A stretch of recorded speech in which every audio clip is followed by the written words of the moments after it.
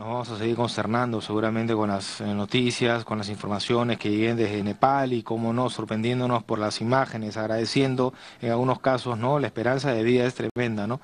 La niña el otro día, una bebé de 4 meses y ahora un niño de 15 años.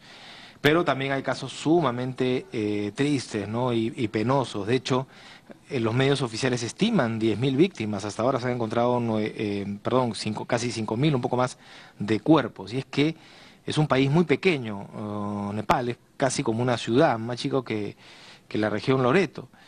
Y definitivamente zonas muy pobres, zonas muy deprimidas, en las cuales todavía no llega la asistencia. Por ende, no se sabe si hay víctimas, hay muertos que lamentar en esos lugares. Pero decía, nos vamos a seguir viéndolo, pero no debe de ser la excusa para empezar a hacer algo, ¿no? En nuestro país, que es una zona muy vulnerable, sobre todo Lima, ¿no?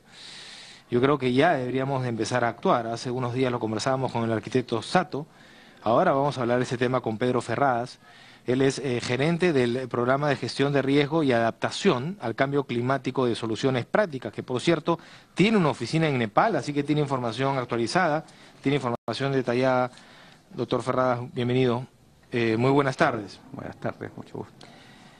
Es terrible lo que ha pasado, ¿no? Y claro, ahora cuando no se conoce el territorio y no se conoce también el aspecto social, es difícil entender realmente el porqué de las víctimas, ¿no? Primero la cordillera del Himalaya y luego otras también que prácticamente cruzan Nepal, pero también está la extrema pobreza, ¿no? Así es, el Nepal es un país muy pobre que viene de una guerra civil Ujú. que terminó el año 2008. Y entonces las condiciones de pobreza son extremas, es una población predominantemente rural, con actividades agropecuarias, agrícolas y ganaderas, y depende también en buena cuenta de un turismo que de todas maneras es precario porque no tiene la infraestructura para aérea o terrestre como para poder albergar Hay turistas. una mayor cantidad, ¿no? Por Sí, el Everest, básicamente, ¿no? sí. Y otra situación en Nepal, una particular, es un país pequeño pero mediterráneo, no tiene mar. Entonces, en el caso de la emergencia, el terremoto actual, no se puede llegar por mar la ayuda porque no hay mar. Entonces solamente queda la vía aérea y terrestre. La vía terrestre está colapsada en su mayor parte Colapsado. y la vía aérea tiene las limitaciones de tener un aeropuerto tan pequeño como el de Katmandú, que equivale más o menos al aeropuerto de Tacna, por decir menos. De la capital, Sí, ¿no? sí. Imagínese. Entonces, las dificultades para dar la ayuda, me comentaban que están tratando de enviar ayuda desde China, desde Aéreo, India, puente aéreo, aéreo digamos. y en En paracaídas en algunos paracaídas, casos, claro. porque no hay cómo llegar a poblaciones son remotas o muy poco accesibles. Ahora entendemos el porqué de la informalidad, seguramente tiene que ver con eso, ¿no? Y de las estructuras muy endebles, ¿no? Sí. En una zona muy difícil, porque es una ciudad, si es un país, perdón, muy pequeño y hay una falla ahí, pues una falla que afecta a todo el país. Así es.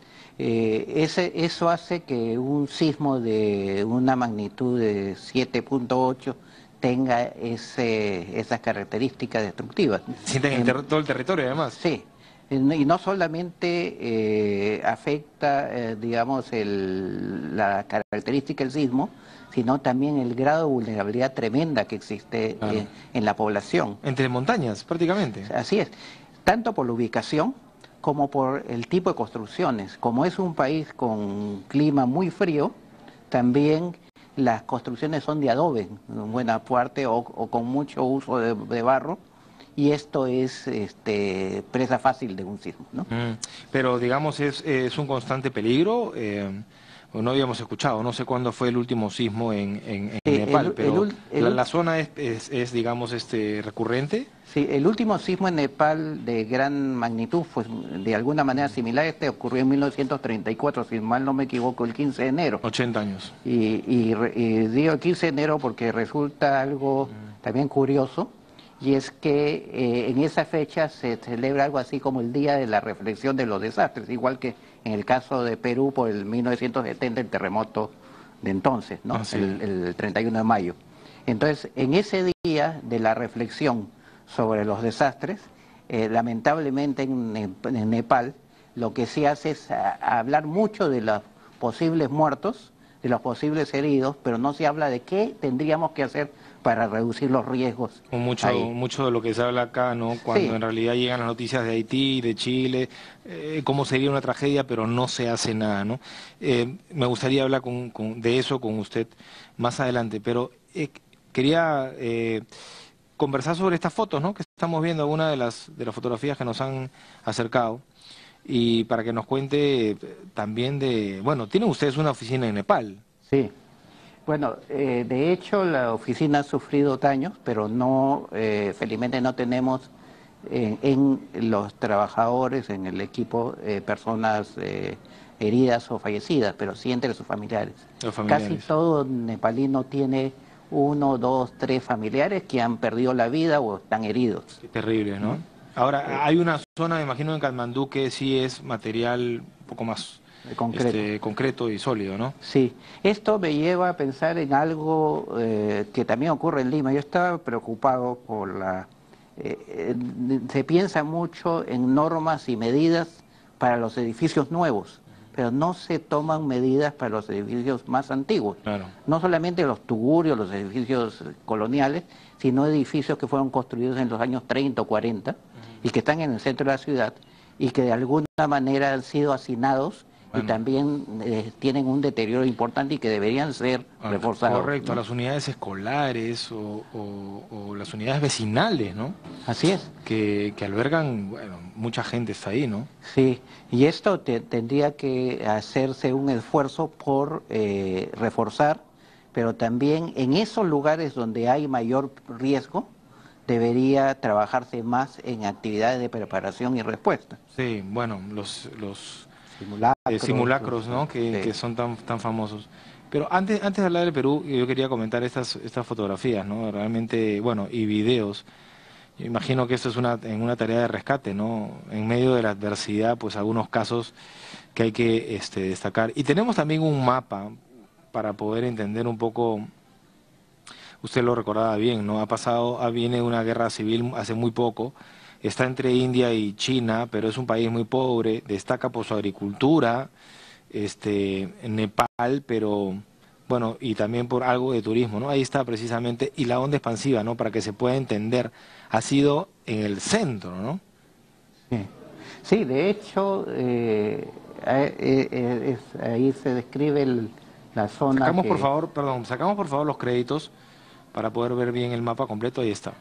sí, ahí hay dos cosas, ¿no? Ese es digamos, un dibujo de la onda expansiva, pero hoy en día cuando ocurren sismos de más de 7.8 grados, puede ser este caso, está en el límite, Ajá. hay una especie de corrimiento también y tiende a extenderse por o sea, antes se pensaba que eran varios sismos, pero es uno solo, que se va abriendo la Tierra y va avanzando Y en las una dirección réplicas, u otra.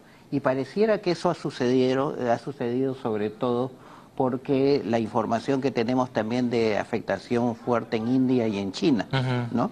Entonces, probablemente la onda expansiva describe la expansión del foco, claro. pero no del conjunto del... Lo otro que ha perjudicado es que es muy superficial, ¿no? Sí, La profundidad es muy sí. pequeña, ¿no? Sí, ese es una, como digo, es una característica de muchos sismos, por ejemplo, en lugares donde existen fallas o también en lugares donde existen actividad volcánica, ¿no? Ujú.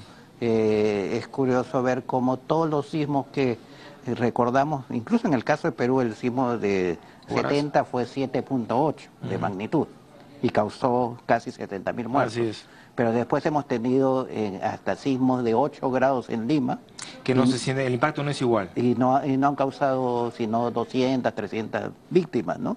En 1940, en 1974. Claro. Entonces, el impacto no, es desigual no solamente por la calidad del suelo, la profundidad del sismo y también la lejanía del sismo, ¿no? Porque una cosa es que La esté, duración.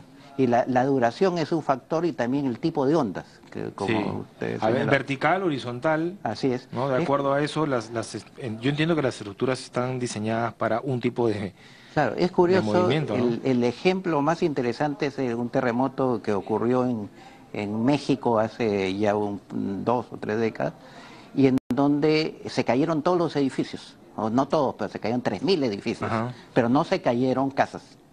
Y entonces la gente se quedó sorprendida y los mismos investigadores y empezaron a evaluar a qué se debía eso, y era por el tipo de onda sísmica, que la forma de la onda sísmica que había sido distinta a la que ellos presuponían que iba a Es pasar. decir, y no se puede prevenir el terremoto, el suceso en sí, y menos aún, ¿no?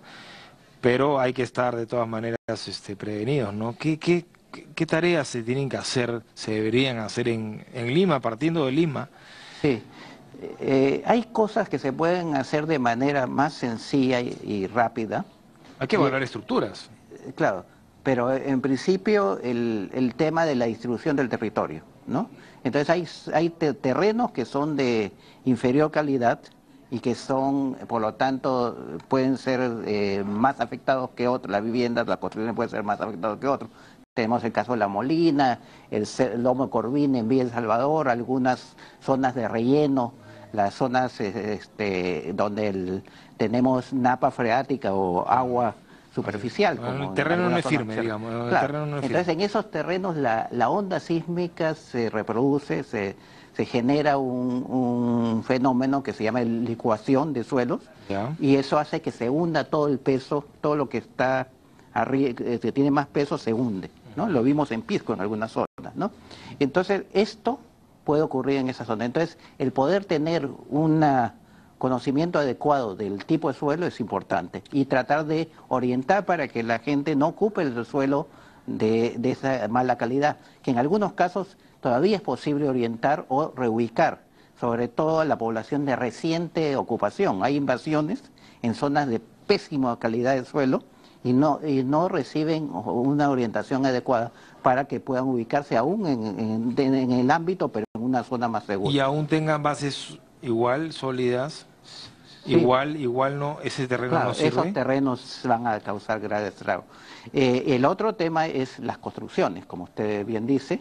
Ahí tenemos problemas que van desde el hecho de que el 70% de las construcciones en el país son autoconstrucción, o sea, Sí. no han seguido lineamientos No técnicos, tiene por lo menos. parámetros, Sí, mucha informalidad, no tiene licencias, y sí, si se presenta una licencia o si se presenta un plan, un plano y un plan de construcción no se cumple, sí. nadie lo supervisa. Claro, y claro, ahí hay dos problemas serios, y ahora hay una responsabilidad incluso legal muy fuerte, judicial, para los alcaldes y las autoridades municipales. Y es que ellos tienen la obligación de garantizar la calidad de las construcciones, o por lo menos cumplir con los procedimientos como licencia de construcción. Claro. La licencia de construcción, hay una práctica nefasta en el país, en muchos sitios, que la licencia de construcción se regulariza. La licencia tiene que aprobarse o negarse antes de iniciar el proceso constructivo, y no cuando ya se ha terminado. Ese es un problema. O Y sea, el se otro, construye primero y después se sí, regulariza. es increíble, pero hay muchos casos así. Y lo segundo es el tema de la supervisión.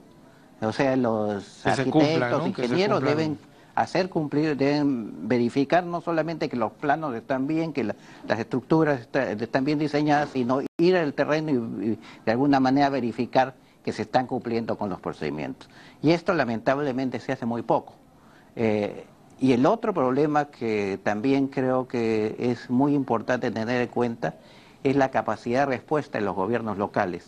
En el pasado, hace 3 años atrás, la ley de defensa civil, digamos, no explicitaba con tanta fuerza la responsabilidad de los gobiernos locales y regionales. Hoy día INDES y CENEPRED, que son las instituciones nacionales, no tienen la responsabilidad de ejecutar, Ajá. sino le corresponde hacer a los gobiernos locales y regionales. Bueno, tienen recursos, ¿no? Sí. Perdón, y autonomías también, Claro, ¿no? y ahora de parte del gobierno central, hay importantes recursos para reducir los riesgos, para todo este proceso.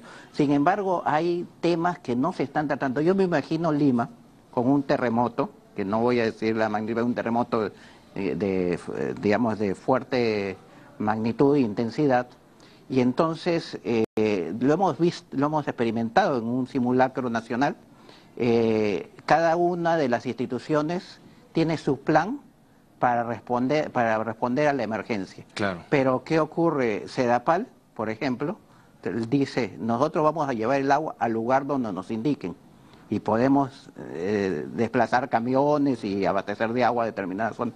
Pero ¿quién le indica a Sedapal dónde debe poner el agua? Eso no está